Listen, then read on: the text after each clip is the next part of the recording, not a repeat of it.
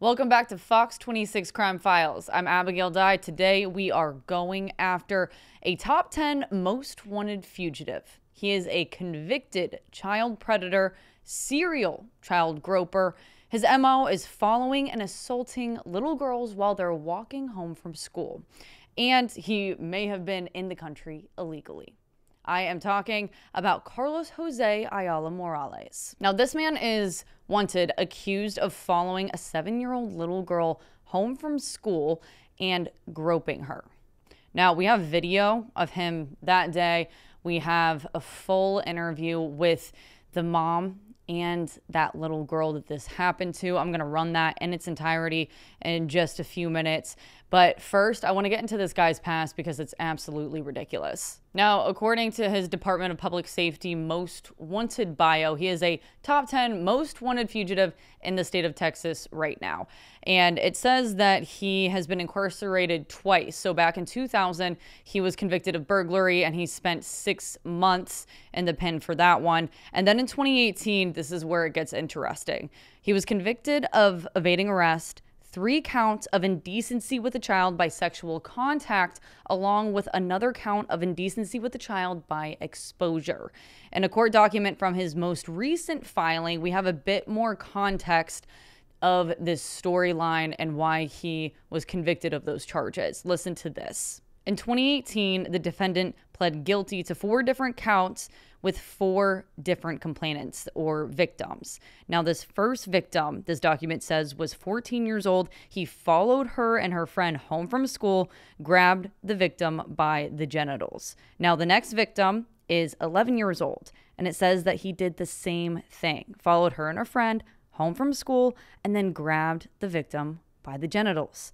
Then the next victim, another 14-year-old, it's the same MO. We know it by this time. He followed her and her friend home from school and grabbed her by the genitals. Now, it doesn't say anything about the exposure incident in this report, but there is evidence online that this man may have done this 6 more times, 10 times total.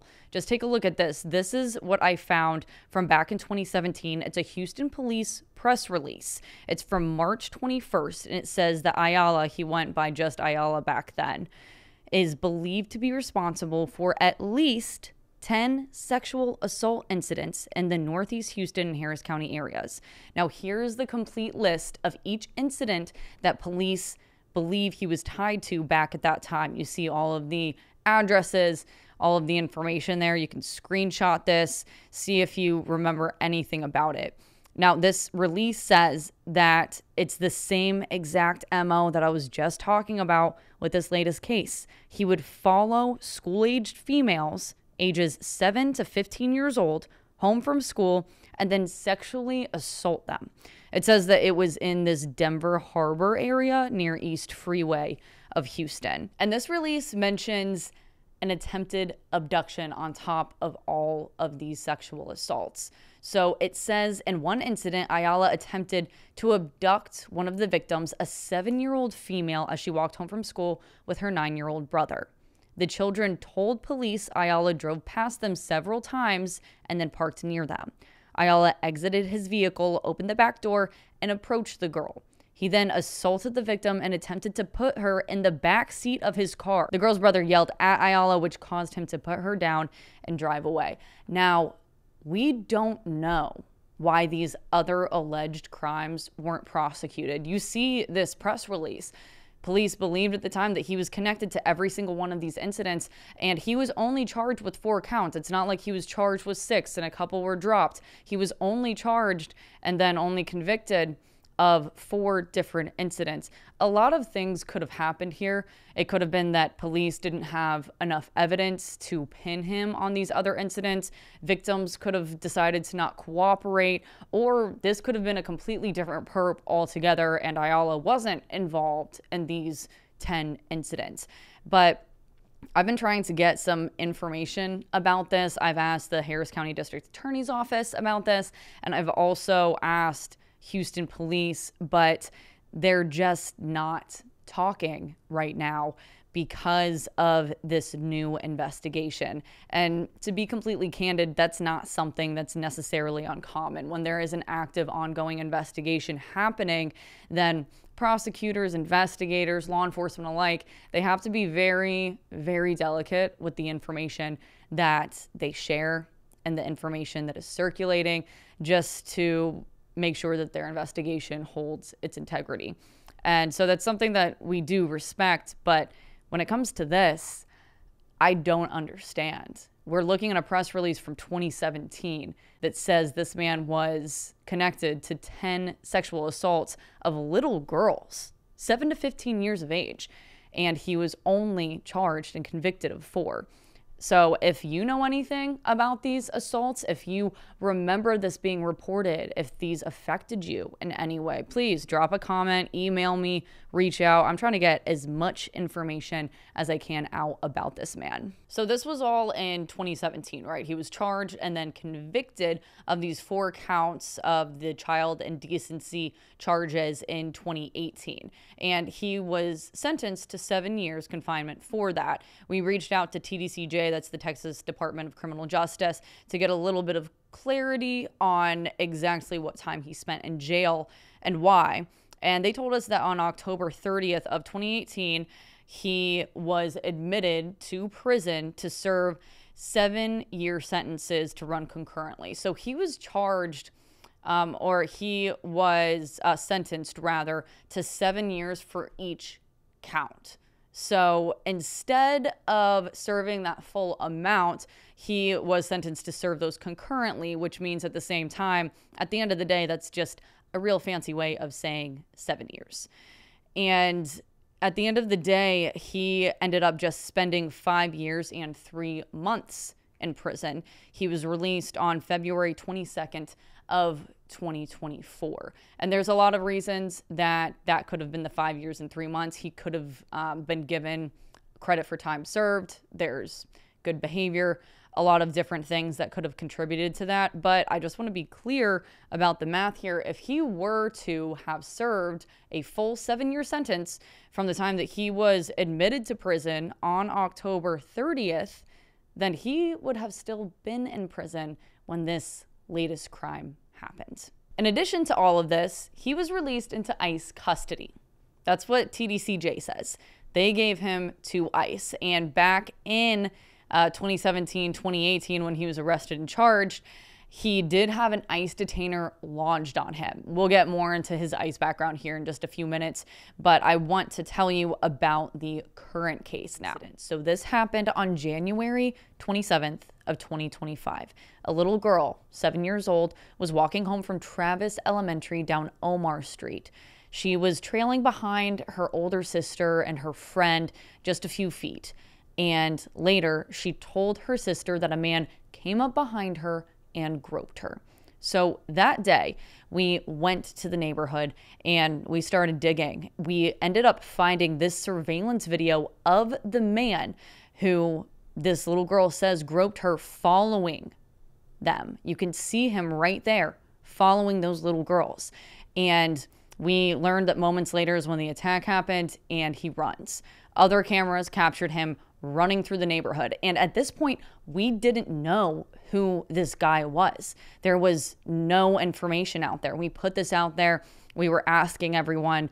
And that night when I was doing my reporting, I actually got in contact with the victim's mother. We begin tonight with this disturbing story. Fox 26's Abigail Dye is joining us live from Woodland Heights, where the girl's parents claim this all happened. Abigail. Caroline, Anthony, I spoke with the victim's mom over the phone today, and she tells me that her 7-year-old daughter is the one who was targeted here. At that point, she didn't want to talk on camera. She and her daughter had just experienced probably one of the most traumatic days of their lives. And we kept asking questions to law enforcement, asking questions to neighbors, trying to figure out who this guy could be and where he was. And it wasn't until about a week later that law enforcement was able to identify Morales after all of these videos came out and all of this information. And of course, I'm sure they backtracked and they figured out his past there. And after he was identified, we went back out to the neighborhood and I asked the mother again. I asked her if she wanted to interview and talk about this subject with us, and she decided that she wanted to. I have to say, once we pulled up to the house and we went inside to talk with her, she told me that she had talked with her daughter, and her daughter also wanted to speak. This really shocked me, and it also made me very proud of this mother and this little girl for taking an incident like this one that is so scary and so traumatic and deciding to own that story and put themselves out there so they can get this man caught. It's very noble, and it had to be a very hard decision to make. We're hiding their identities, but I did speak with this mother and this little girl about what happened, and I'll go ahead and play that entire interview for you uncut right now. It hasn't been aired this way. We've only seen little bits and pieces, but I want you to get the full scope of the crime that this man is accused of committing. Could you start by just kind of running me through what happened up until we are here now? Yeah, my daughters were walking home from school with their neighbor, was trailing behind, and our neighbors, their friend, and she said a man came up behind her, touched her inappropriately, and then ran away. And do you remember this happening? Mm-hmm. Could you tell me what happened? Yeah, I was like walking, and I was walking behind my neighbor, and a man was walking behind me, and he touched my private part. I'm sorry, sweetie. It's okay. Was that scary for you? Mm-hmm. How did you feel? Nervous. Yeah. Well, you're very brave. Very, very brave to tell your mother and to be speaking to me about it too. Very brave. Well, actually, I told Mom because I didn't actually want to.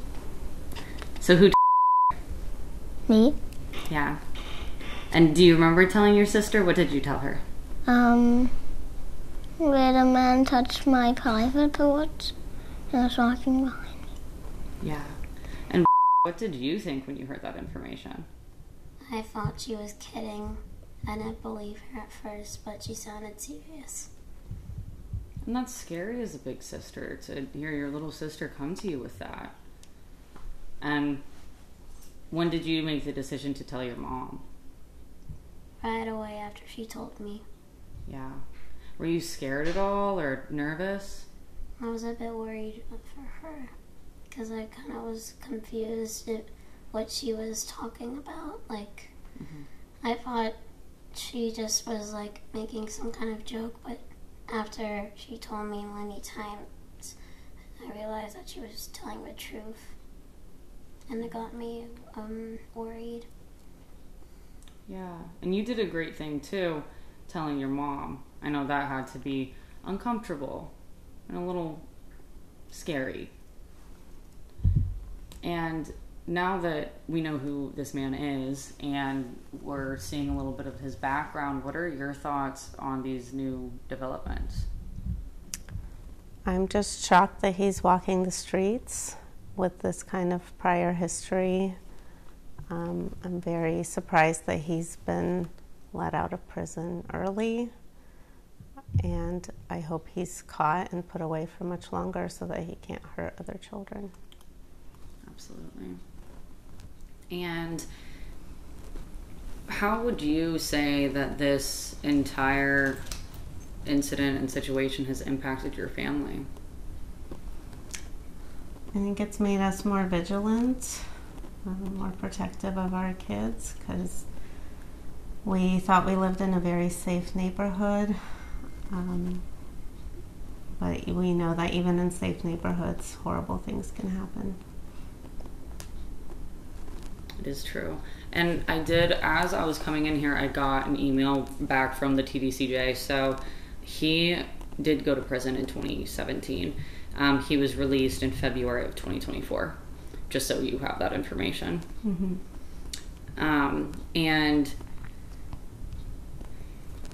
what do you want other parents to know?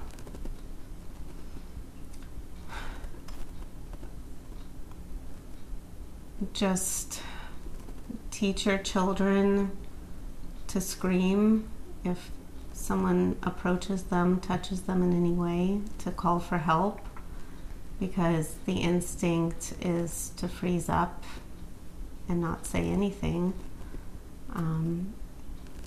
To have your kids hold hands and walk in pairs, because I thought mine were safe walking in a group. But if it's an odd number of people and someone's walking kind of behind and alone, then obviously they're still at risk. So scream, possible, always have an adult with them.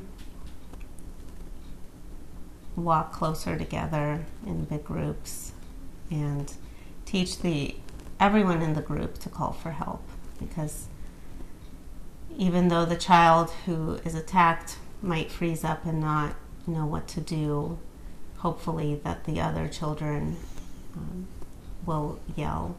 I remember reading in the guy's rap sheet that he tried to abduct a 7-year-old girl, and that her brother screamed and called for help, and that's the only reason she wasn't abducted. And that part, reading that, made me so scared, because that could have been. That is terrifying. And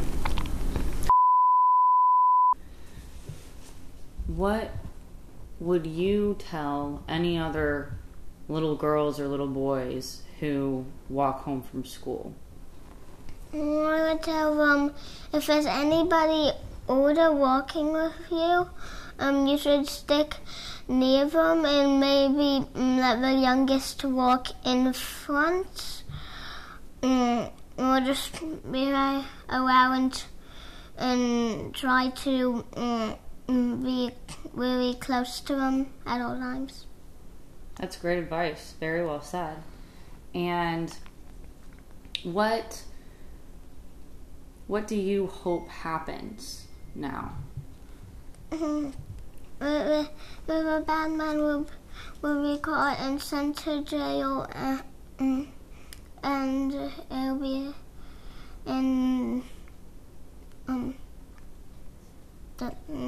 the kids can be safe and not have this happen to them. Yeah, also very well said. Great job. You're a very well-spoken young lady.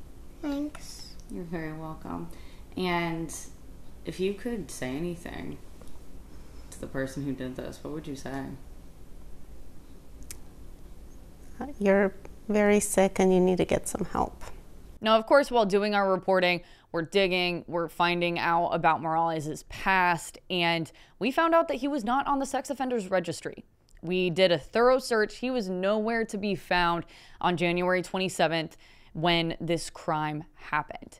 And that was shocking, because he is lawfully required to be on that registry after being convicted of the child indecency crimes that he was convicted of. Of course, we reached out to the Department of Public Safety, who is the agency who oversees that sex offenders registry. And this is their response to us. Upon being notified that Carlos Jose Ayala Morales did not appear on the sex offender registry, the Texas Department of Public Safety took immediate action to review his records and documented his duty to register. His listing can now be found here. They included a link. It appears Ayala Morales' registration was submitted in February of 2024, but was diverted due to human error and never processed. Again, the notification for his duty to register has now been processed, and he can be found on the Texas Public Sex Offender website. So we asked DPS, what is this human error that you're talking about? What happened that made it so this man was not on the registry when he got out of prison in February of 2024. And they said they're processing that request. They haven't gotten back to us. We also requested a number of other things when it comes to people with immigration holds who are processed on the sex offender registry, because it seems like that could have been one of the issues here. Remember, when Morales was arrested, he was put on an ICE detainer, and then when he was released from prison in 2024, he was released to ICE custody. Records show that in 2018, around the time he was arrested, he was facing a federal immigration charge, but that was dropped 5 days after his release from prison. So it's not clear at this point if Morales was in the country illegally. Just because he had an ICE detainer lodged doesn't necessarily mean that his immigration status wasn't valid at that time. There could be a lot of different factors here. We did reach out to ICE, of course, and they're processing this request for us right now. It's been taking them a little while, but this is a very convoluted case, and they are working on it to tell us exactly what has happened with Morales and why that detainer was lodged, if he was an illegal immigrant at the time of his 2017 crimes, if he was an illegal immigrant at the time of this 2025 crime. It's just something that we don't know at this point. But we do have information that he could already be out of the US at this point. This is new. I found this in the most recent charging doc for his recent child indecency case. This charging document says here that a pickup truck was identified to be his, and the truck was recovered, but he was not. Investigators exchanged information with one another, saying that he may have fled the country. We do know that Morales is a Honduran national, so he could be back in his home country by this point. There's really no telling. But there you have it. A convicted child predator whose MO is following little girls home from school and groping them, got back out on the streets before his 7-year sentence to allegedly commit the same crime again. And now he is on the DPS 10 most wanted fugitive list, and he could be in the country illegally. It is a rap sheet. It's a lot to think about. If you have any information, please drop a comment, email me, tell us about it. I want everything we can get out there to be out there about this man. The more information that the public has, the more power we have to be able to do something about this. If you recognize this mug, if anything is ringing a bell, be verbal about it, please. And with that, that wraps up this week's episode of Fox 26 Crime Files. Thank you for watching. I'm Abigail Dye.